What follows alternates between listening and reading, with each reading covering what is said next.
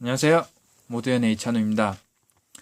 오늘부터 딥러닝에 대해서 쭉 강의를 해볼 겁니다. 우선 딥러닝, 머신러닝, 아니면 학습, 빅데이터 이 세 간에 관심을 모으고 있는 그런 기술들인데요. 인공지능이라 하면 가장 맞지 않을까 싶어요.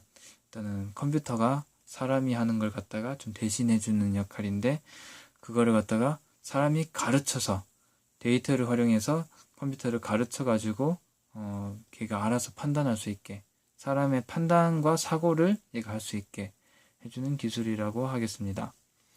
오늘은 이 기술에 대한 인트로덕션, 그러니까 작동 원리라든가 요거를 어떻게 접근하면 좋은지 요거에 대해서만 간단하게 정리를 해보도록 하겠습니다. 일단 원리는 쉽게 생각해서 그냥 우리가 어떤 경험을 바탕으로 그 경험에 의해 가지고 여러 가지 생각을 할 거 아니에요. 이게 좋고 나빴고 이런 거는 어떻고 이 경험상 안 좋았고 이런 거를 생각을 할 수가 있잖아요.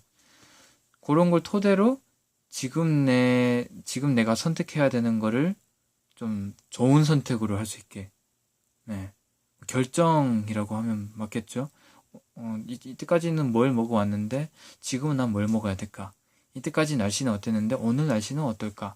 이런 여러 가지 예측을 할 수가 있는데, 이거를 컴퓨터가 대신 더 정확하게 해줬으면 좋겠다 라는 것에서 이제 딥러닝이라든가 빅데이터 분석, 머신러닝 이런 게 탄생하게 됐습니다. 그 중에서 우리는 딥러닝 쪽을 중점적으로 해서 이렇게 좀 소개를 해보려고 하는데요.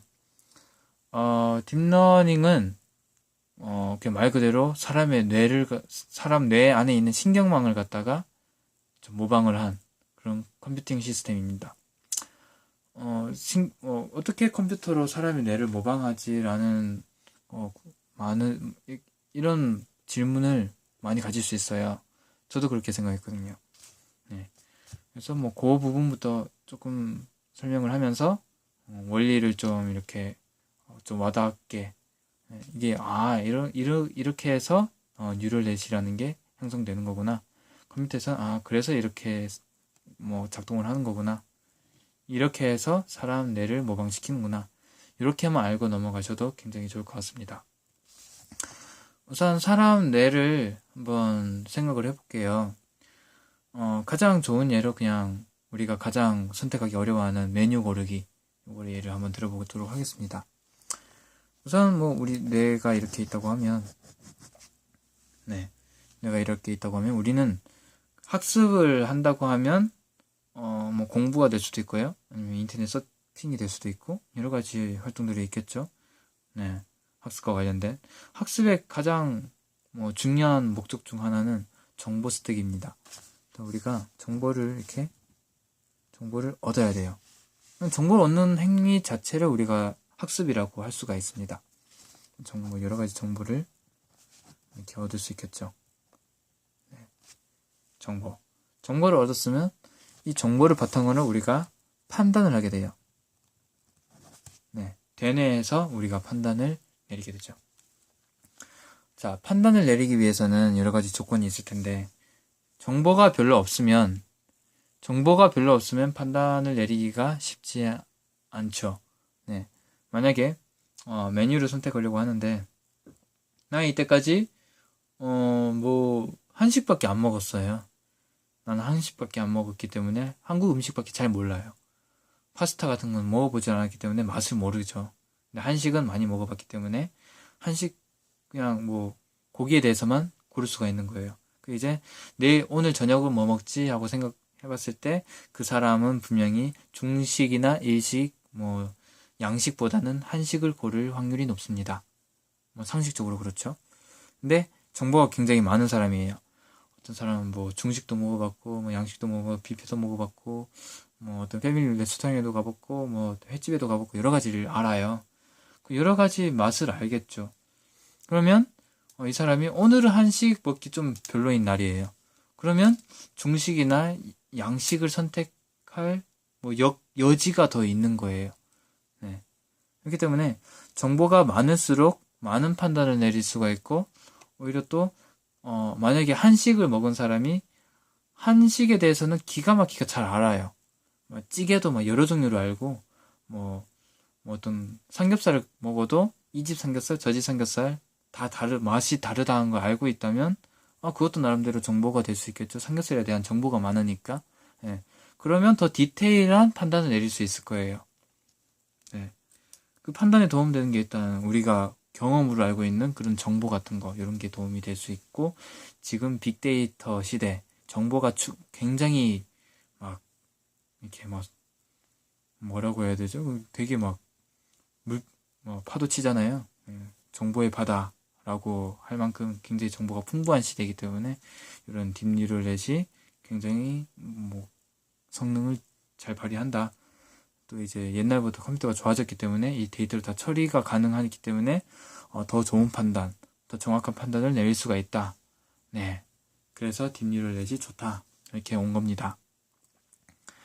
네. 이렇게 정보가 바탕이 돼서 이렇게 판단을 내리게 되는데, 일단은 이 판단을 내리기 위해서, 정보가 많다는 건 이때가 아까 방금 설명을 드렸고요. 판단을 내리기 위해서 또 중요한 것이, 분류를 잘해야 돼요. 분류. 내가 만약에 어떤 길을 찾아야 돼요. 길 찾기. 길을 찾아야 되는데, 좀 길치들 있잖아요. 저도 좀 길찾기가 있는데, 길을 찾을 때 길치들은, 시야가 굉장히 좁다고 하죠. 예. 지나온 길을 잘 기억을 못 해요. 환경에 대한 그런 이제 판단 능력? 인지 능력이라고 해야 되나요? 그 인지 능력이 좀 떨어져가지고, 공간 지각력이 될 수도 있고요. 네, 방향 같은 것도 잘 헷갈리고 이런 분들은, 예, 내가 여기서 여기로 왔는데 되게 낯설어요. 또 여기서 여기로 왔는데 또 낯설어요. 예, 이 인지 능력에 조금 이제 좀 완성이 덜 된, 좀 미숙한 분들이 이제 길치기가 있을 확률이 높겠죠. 네. 그런 분들은 일단은 일반적으로 길을 잘 찾는 사람보다는 환경에 대한 인지 능력이 떨어져요. 그러니까 여기서 말하는 분류가 좀 잘 안 된다는 거예요. 데이터 분류가. 그러니까 내가 만약에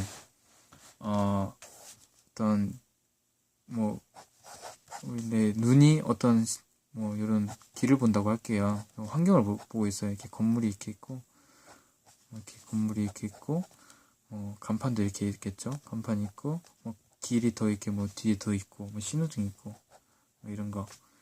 이런 환경을 본다고 할 때, 분명히 길을 잘 찾는 사람들은 이런 환경을 갖다가 그냥 그 원샷, 딱 그냥 사진 찍듯이 딱 보는 것보다는 그 앞에 있는 길을 또 생각을 한다더라고요. 네.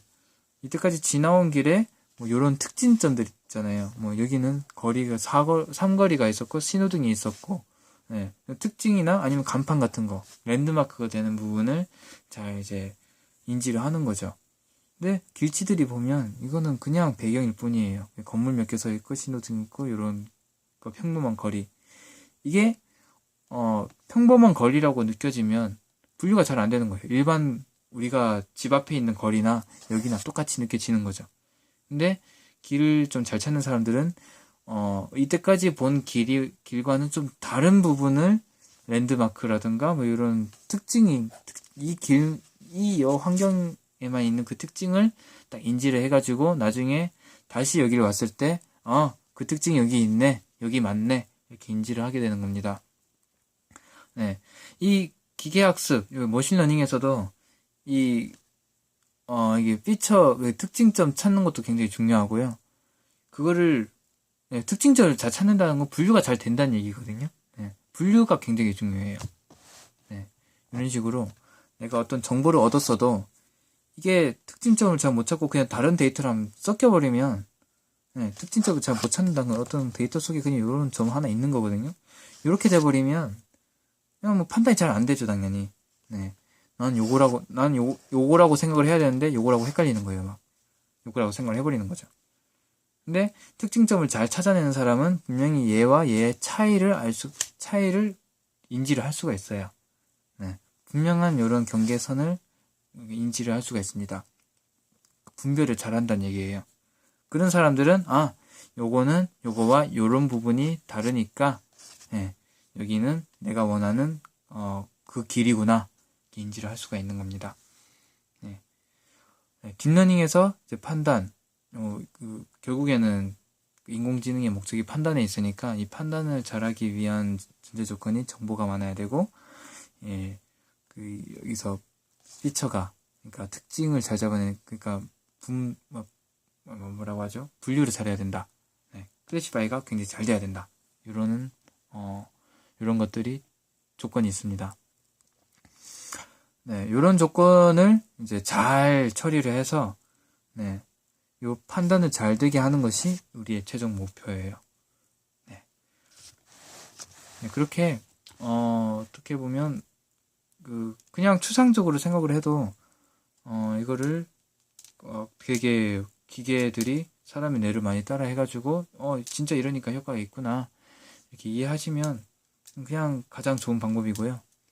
요걸 이제, 다음 동영상에서는 수식이나, 일단 수식으로 표현된다는 거는 컴퓨터가 계산을 할 수 있다는 얘기거든요. 이게 수식적으로는 어떻게 표현이 되는 건지, 모델이라는 건 뭔지, 이 모델을 어떻게 산정을 하는 건지, 이걸 어떻게, 학습은 대체 어떻게 되는 건지, 이런 거에 대해서 좀 더, 정리를 해보도록 하겠습니다. 여기까지 딥러닝의 좀 개요랄까? 인트로덕션 이렇게 해봤고요. 다음 시간에 조금 더 상세한 내용으로 찾아뵙도록 하겠습니다. 감사합니다.